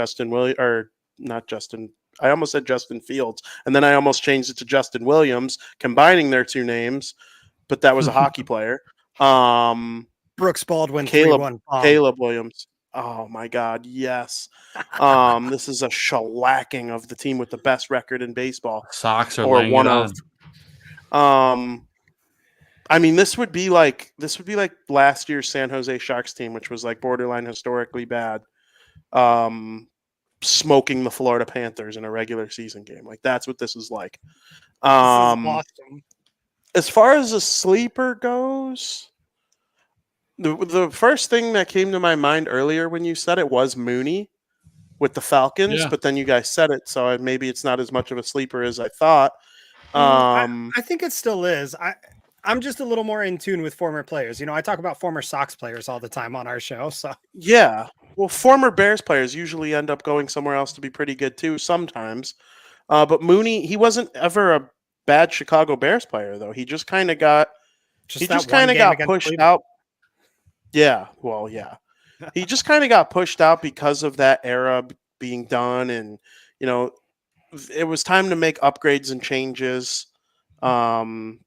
He would probably be WR4 on this team, honestly.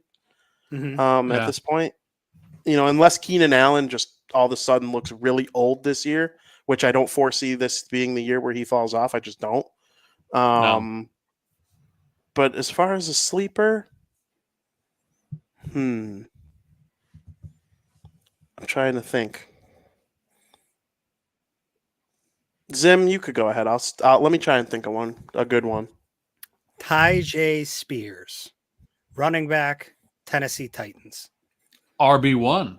RB1. He played an extended role last year, much to the chagrin. He was better than Henry last year. Much to the chagrin of a lot of Derrick Henry owners, and it's because he forced the hand of the head coach. He played very well. He is a dual threat back. Will Levis is going to be finding him on a lot of dump-off plays. If you don't have faith in Will Levis, you should have faith in Tyjae Spears, because offense is going to have to come from somewhere. And as a rookie, he looked pretty good. I firmly believe that he is going to become a bell cow back for them. I know they drafted somebody as well at running back, didn't they? But regardless, he's RB1, and that's what matters. Yeah, I thought it I was. once. Okay, what do you got? Zim talked about what I almost said Wookiee again. I love Star Wars. Rookie wide receiver. I thought of one that we didn't name, just clicking through here a little bit, and I actually really think there's a chance that Trevor Lawrence finds Brian Thomas Jr.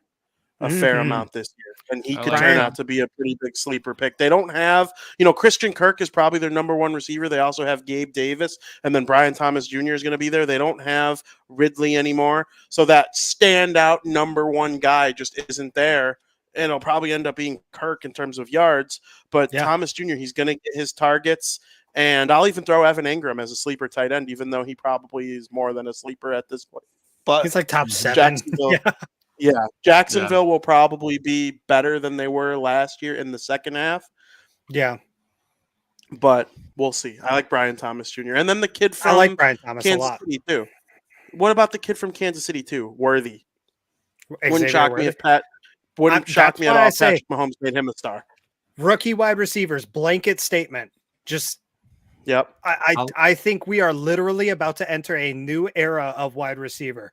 We are about to have, you remember, recently we've got our guys, with Keenan Allen and Stephon Diggs and DeAndre Hopkins and all that. And before that, we had Chad Johnson and Terrell Owens and Randy Moss. And before that, there seems to be like this class of wide receivers every few years. And right now, we've got Justin Jefferson and Jamar Chase and Debo Samuel, Brandon Ayuk, CeeDee Lamb.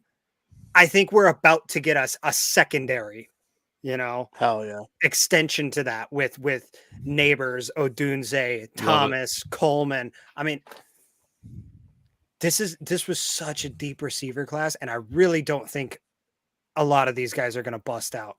I don't know why. I agree. It feels so different. This feels like the 1983 quarterback class, but for wide receivers. Yeah. And it could be a great quarterback class too, because I mean, in preseason, at least all 6 of these rookies look pretty solid.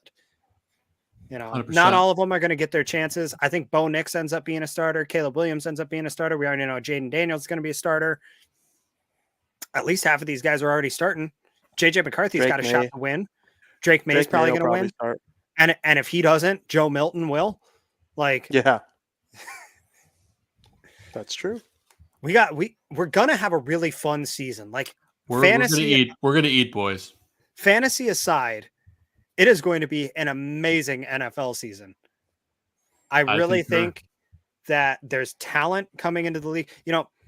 They lost a lot over the COVID years because a lot of guys, extended their eligibility. Well, a lot of these guys are running out of it now, and they're starting to come into the league, and they're looking more polished, and they're looking more developed, and they're looking like men rather than boys coming into the league. And it's different. I don't know why, but for some reason, the 2024 draft class just feels so different to me. I agree. We could look back on this in 3 years and be like, what the hell were we thinking? Yeah, what were we talking about? But I tell you, I feel like I'm not convincing myself on a lot of these guys. I'm just using my eyes.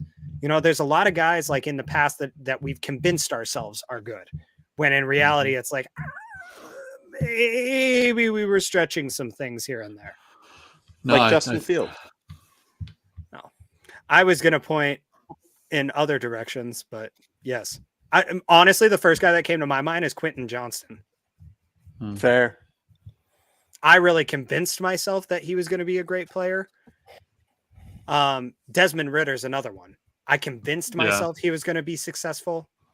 I think Kenny Pickett is that for a lot of people.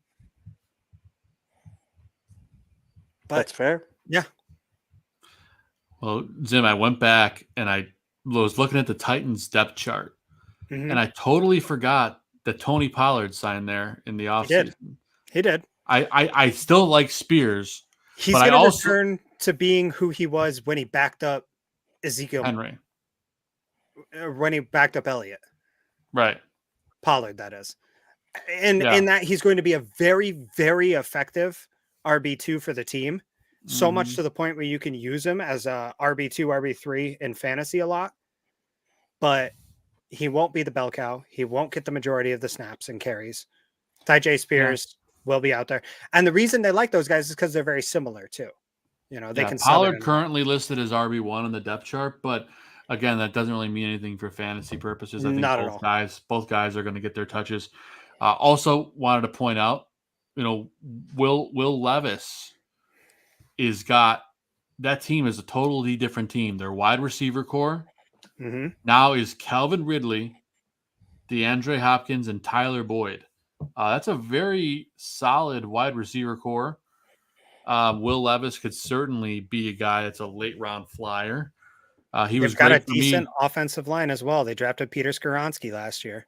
Yep. Offensive line, He was phenomenal for me in a couple games where I picked him up, and he went off for the Titans last year. So again, the Titans are not the same old Titans this year. I think they're going to be a different look, a different feel. Of course, Mike Vrabel's gone, so all things to keep an eye out there. But just wanted to highlight on that while we were talking fantasy stuff. But boys, always love talking both baseball and fantasy football with you. Reminding all of our listeners and viewers, the Fantasy Football Goon Draft Strategy Preview Show coming up a week from tomorrow, Tuesday, August 20th, 7:30 p.m. Central Time. You can answer all your fantasy questions. We're going to talk about draft strategies. We're going to talk about commissioners. How do you run your league? Sleepers, must drafts, regression candidates, guys to avoid, and of course, sleepers. So going to be a fun show. Make sure you join us. That's right. But guys, we had a lot of talk tonight. We talked baseball, we talked football, we talked fantasy, you name it. Before we get out of here, let's do a little shout out around the horn. Vincenzo, we'll lead off with you, my friend.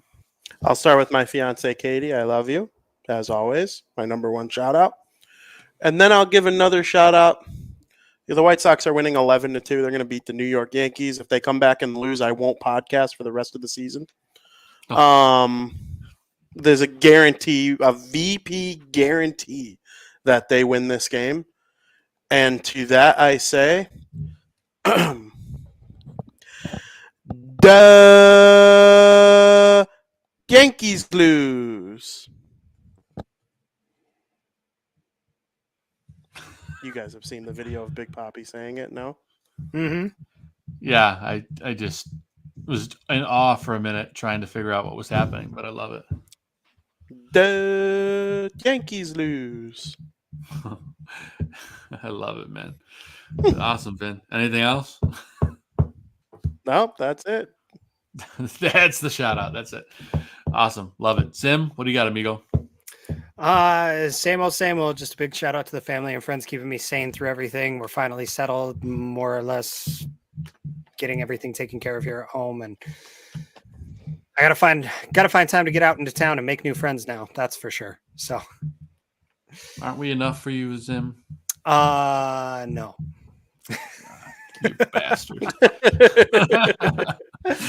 No, I know. I hear you. Face-to-face interaction is just something different, But no, yeah, just a big shout out to everything and everyone surrounding myself with lately. It's been a lot of positivity, a lot of happiness, and a lot of good things. If you be the change you want to see in the world, exude positivity and receive it back, and I love it, man. That's the deepest we got in the show for a while. I love it. Hey, every once in a while it happens. It's good stuff. You can't get that anywhere else, folks. That's why you tune in here. Zim, what am I hearing? That was my fault. Vinny watching shit in the background. I heard Aaron Judge, and I was like, "Oh no! Did the Sox find a way to lose?" No, I mean Stanton's up with 2 runners on, but what inning is it? I think I'm a little behind, but it's the top of the 8th where I'm at. Okay. If Zim's in a commercial, that's good news for me. I can't watch games here. Were you not here for that, Vinny? I get blacked out of freaking everything in Iowa. So that's so stupid. Yeah, he That pulled is up the so map, dumb. and it's like literally like every Iowa. sports team could possibly think of is blacked out. For dude. Major League Baseball. I can't get Chicago, Kansas City, St. Louis, Minnesota, or Milwaukee. That is It's stupid. 6 teams. 6 teams. It's awful. That's so dumb. And I thought it was bad. He showed me the map. That's so dumb. I had a friend go to college in Wisconsin, and he couldn't watch the Blackhawks, Wild, or Red Wings. And I'm like, That is so dumb. Your situation's even worse. You want to grow the game and blackouts. Yep. 100%. That's the number one thing. It's my message to baseball to end our show. End blackouts. I love it. And the blackouts. I'll make my shout outs quick as always. I want to give a shout out to everyone in the chat room that hung out with us all night. We appreciate you. There's a lot of you watching right now, a very high number of you. So thank you. We appreciate that. I want to give a shout out to my beautiful wife, Catherine, who's carrying our second child. She's doing great. Baby's doing great. We're excited. Of course, a shout out to my 2.5-year-old daughter, Audrey. I love you very much. You are just the silliest, funnest little thing ever, filled with joy and singing and dancing and running around. It's amazing being a dad. My Great Dane Maverick, who is just he's as much of a kid as the little girl. He's just he's a ham. A ham, as you like to say. He's a ham. He literally said, Vinny knew what I was going to say. But yeah, big shout outs there. I want to give a shout out to you guys. Always love talking ball with you and doing this show every week. Want to give a shout out to my Fantasy Football Goon co-hosts, Adam Shawm and John Santucci the Tooch. We'll be back at it here, like I said, a week from tomorrow. And of course, Zim will be joining us as well. Zim filled in many times last year with various folks being sick or Sundays doing dad stuff. So Zim knows his stuff. Going to bring a great parallel to the show, talking strategy and all that fun stuff. So looking forward to that. And last but not least, a huge shout out to Aldo Gandia, the man with the plan, letting us take over doing this show, having this platform, running this network. So shout out to him. And shout out to Dan Aguirre on his marriage. Congratulations, Dan. And meeting Marilyn Manson tonight. Again. Yeah. Unless that was an old picture, but no, I think that was tonight. I'm fairly sure that was tonight. So yeah, shout out to Dan as well. But guys, that's what I got for the show tonight. It looks like, and again, we could play this back in hilarious fashion if it doesn't play out. But it looks like Grady Sizemore is getting his first major league win tonight as manager. The White Sox showed some grit. They showed a lot of fight tonight. We've had hope over the last 2 games, even though they were losses. But beating the Yankees feels good. Grady feels good. The team feels different. We have hope, folks. The White Sox are alive. They may not be well, but they are alive. And as White Sox fans, no matter what, every single week we root for our boys. They feel more rootable now. They feel I don't have to root against them. I feel reinvigorated. I feel like I drank 3 Red Bulls when I'm watching this team. It's just amazing. By the way, Red Bull is disgusting, whoever drinks it. So apologies. You're out of your mind. Zim's pulling one out right now, isn't he? I can't reach it because I'm How almost do out. You guys drink Red Bull? It tastes like pee. My I drink favorite. sugar-free. My favorite. And I drink a lot of it, so no, I'm kidding. But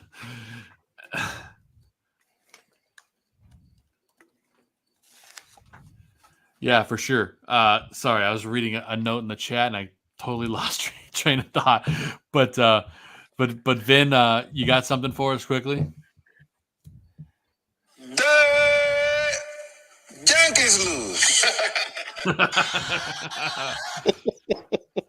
There you go. The Yankees lose. The White Sox are reinvigorated. They are back in a small capacity. Hey, all the folks that went to the game tonight, it paid off.